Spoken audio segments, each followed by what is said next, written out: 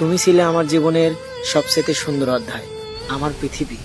তোমার সাথে কাটানো প্রত্যেকটা মুহূর্তে ছিল এক অমূল্য রত্ন, যা আমি কখনো ভুলতে পারবো না। তোমার হাসি, তোমার কথা, তোমার চোখের মাঝে হারিয়ে যাওয়া প্রতিটা স্বপ্নই ছিল আমাকে ঘিরে। তোমার অনুপস্থিতিতে যেন আমার সমস্ত পৃথিবী থামিয়ে দিয়েছে। আমি জানি সময় কখনো অপেক্ষা করে না, সম্পর্ক কখনো এক জায়গায় থাকে না, কিন্তু তোমাকে হারানো এতটা কষ্টকর হবে তা আমি ভাবতেও পারিনি।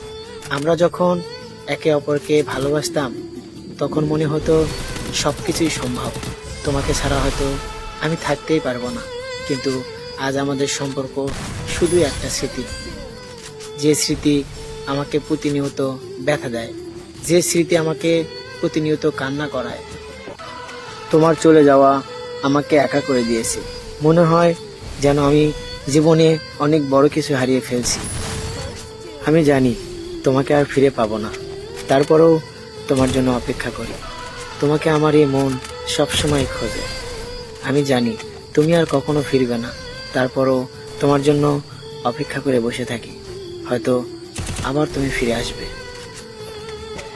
কখনো কল্পনাও করিনি জীবনটা এমন এক পর্যায়ে এসে দাঁড়াবে যে চাইলেও কিছু ঠিক রাখতে পারবো না।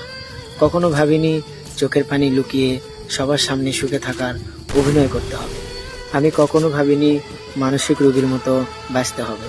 জীবনের এমন এক পর্যায়ে এসে দাঁড়িয়ে আছি, মনে হচ্ছে জীবন থেকে হারিয়ে যাওয়ার মতো কিছুই নেই, শুধু নিঃশ্বাসটা ছাড়া। জীবনে কোনো পূর্ণতা একদমই নেই, কেবল শুধু আছে সবসময় শূন্যতা। আমি তোমাকে ভালোবাসি বলেই তোমার পাশে অন্য কাউকে সহ্য করতে পারি না।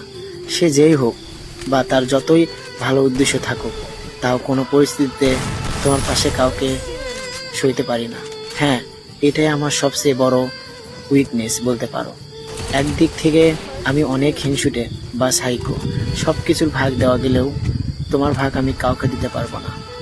যেটা আমার সেটা একান্তই আমার থাকবে। আমি জানি তুমি আমাকে ভুলে থাকতে পারবে, কিন্তু আমি কখনোই পারবো না। কারণ তুমি শুধু আমার নিঃশ্বাসে না, আমার রক্তের সাথে মিশে আছো। তোমার সাথে কথা বলার অভ্যাসটা কখনোই ভুলতে পারবো না। তুমি হয়তো ভুলতে পারবে, আমি কখনোই পারবো না। তোমার সাথে কাটানো মুহূর্তগুলো কখনোই ভোলা সম্ভব না। আর তোমাকে আমি আমার নিজের চাইতেও বেশি ভালোবাসি।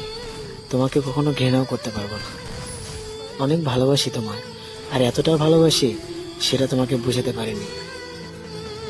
কেউ ভালো না বাসুক, কেউ আপন না হোক, অন্তত একজন থাকুক যে আমার কণ্ঠস্বর শুনে